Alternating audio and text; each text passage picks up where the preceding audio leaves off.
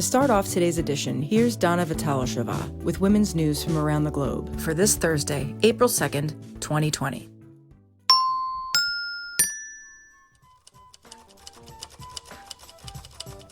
Data from Chinese provinces quarantined because of the COVID-19 pandemic suggests social isolation causes a surge in violence against women. According to a Chinese website, Sixth Tone, reports of domestic violence in China have nearly doubled since cities were put under lockdown. In the US, workers on domestic violence hotlines are already reporting an increase of cases. Paraphrasing a quote from the US National Domestic Violence Hotline, when women are forced to stay in the home or in close proximity to their abuser, he can use any tool to exert control over them, including a health concern such as COVID-19. On the contrary, in Italy, which is currently dealing with the highest daily coronavirus death toll in the world, some authorities have mentioned a decrease in calls for police help with domestic violence cases. Attorney Maria Letizia Manella from Milan claimed in Italian news she attributed this fall to women not wanting to call the police with their families present. Young female and male trans activists volunteering as a security force at a Women's Day demonstration in Madrid attacked feminists who promoted the abolition of prostitution at the demonstration. According to feminists from Asamblea Abolicionista, for years, they have unsuccessfully been trying to get abolitionist demands on the agenda of the Women's Day demonstration organizer called 8M, which is a coalition of Spanish feminist assemblies. This is why they decided to conduct a, quote, peaceful action to make their demands against the commodification of women's bodies visible, end of quote. But as they moved with their banners to the stage, the security force blocked them, tried to take their banners, slashed the banners with razors, physically assaulted them, and shouted, quote, kill the turf, end of quote. According to the police report, one of the young people who engaged in this assault was a 10-year-old girl. To stop the assaults, the police had to intervene. The organization, called 8M, has not published a condemnation of their security forces' behavior. 71% of British men under 40 said they had slapped, choked, gagged, or bitten a woman during sex, spat on her, or pulled her hair. These are the results of a survey commissioned by BBC Disclosure and BBC 5 Live. 1/3 of the respondents stated they did not ask the women whether they would like to be treated this way. More than half of the men admitted they were influenced by pornography. However, some men haven't found the real-life violence during sex enjoyable. A man nicknamed George by the BBC admitted in disappointment, quote, it never turns out the way it looks in porn, end of quote.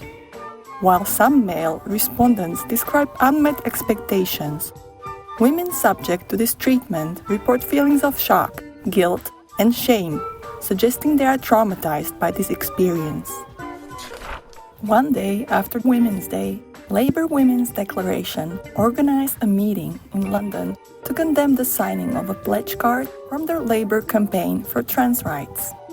As part of the pledge's text, organizations such as LGB Alliance and Women's Place UK were called hate groups. Speakers at the meeting were, among others, Julie Bindel and Selina Todd. At the start of the rally, the attendees faced a mob of angry trans activists, as Women's Place wrote on their website, quote, the rally on Monday night was picketed by around 60 aggressive protesters who intimidated attendees as they arrived, taking pictures and obstructing the entrance. Most took part in loud and abusive chanting. Many were masked or had scarves over their faces. Some threw smoke bombs and lit flares, end of quote.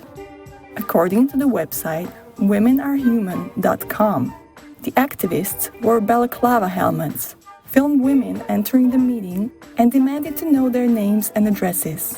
One of the trans activists also flashed his penis. These picketers faced a backlash for their actions, mostly for setting off smoke bombs in close proximity to the site of the Grenfell Tower fire, in which 72 people died in June 2017. The organization that called the picket later apologized on their Twitter account for insensitivity to the victims and survivors of the Grenfell Tower fire. However, they failed to apologize for harassing the attendees. On International Women's Day, a mob of masked men attacked women demonstrating against violence against women in Bishkek, the capital of Kyrgyzstan. According to Al Jazeera, the attackers, quote, tore up the protesters' posters, popped balloons with toy pistols, and threw eggs at the women, end of quote. EurasiaNet reported that police failed to arrest the attackers and detained the attacked women instead. According to journalist Nurjamal Janibekova, 70 women were forcibly detained, loaded into waiting buses, and driven to a police station. The police stated they arrested the women because their demonstration was unauthorized. In fact, the Kyrgyz courts had banned the protest from happening, claiming coronavirus fears, but later reversed the ban. According to Janibekova, Women's March organizer Gulyaim Ayilchi said that during the two court hearings to consider the possibility of a ban, it became clear it was the event itself that was bothering the authorities. Quote, representatives from the city hall said they did not like the slogan, "My body is my business." Using the COVID-19 outbreak as its reason, Ohio ordered abortion clinics to stop operating as part of a crackdown on quote-unquote non-essential or quote-unquote elective procedures. Pro-choice activists condemned this move, claiming abortions are essential procedures. Co-founder of #VoteProChoice, Heidi Seek, commented, quote, it's insidious for anti-choice lawmakers to use a time of crisis to restrict abortion and reproductive care when every moment matters greatly to the patient's ability to access the service. End of quote. Ohio has had a long tradition of being one of the most anti-abortion states in the U.S. Just last year, the state passed the heartbeat bill, which intended to ban abortion around the time when a fetal heartbeat can be detected, roughly 6 weeks into pregnancy. Thankfully, at that time, a federal judge in Cincinnati issued an injunction preventing the ban from taking immediate effect.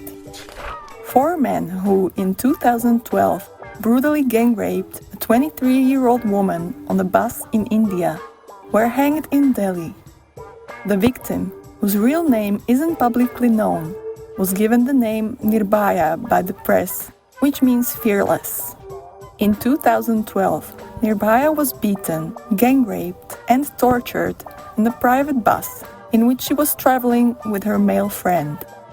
After this, the man left her on the roadside. She spent 2 weeks in hospital, fighting for her life, but succumbed to her injuries and died. All 6 perpetrators were arrested and charged. One of them supposedly committed suicide in prison, and another one, being underage, was sentenced to juvenile prison.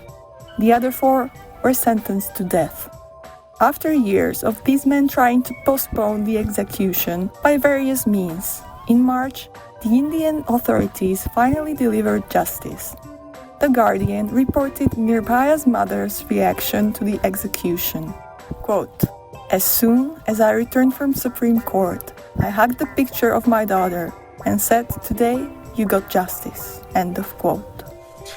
Idaho is the first U.S. state to give a final legislative approval to a law that will keep sex-based distinctions in public schools and college sports teams.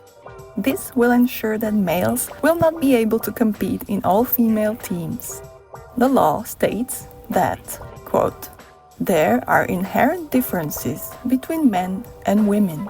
These inherent differences range from chromosomal and hormonal differences to physiological differences. The inherent physiological differences between males and females result in different athletic capabilities. End of quote. The world has already seen a few coronavirus recoveries by women in their 90s. In Seattle, a 90-year-old Geneva Wood recently made full recovery after getting infected in a nursing home. Geneva Wood was admitted to the nursing home after she suffered a stroke around Christmas. In 3 months, she regained the ability to walk, use her right arm, and talk. When she became infected with COVID-19, through glass pane, she said to her family, quote, "I'm going to fight this for my family and make everyone proud." End of quote. However, her health turned for the worse. Fearing death was approaching, she got her family to visit, dressed in protective suits, to say goodbye. Miraculously, she survived and, on top of that, has made a full recovery. Geneva Wood is not the only woman in her 90s to beat the corona. A 97-year-old woman recently recovered in South Korea, and in China, a 98-year-old woman was cured of COVID-19 at the beginning of March. That concludes WLRN's World News segment for Thursday, April 2nd, 2020. I'm Dana Vitalosova. Share your news stories and tips with us by emailing WLRnewscontact@gmail.com and letting us know what's going on.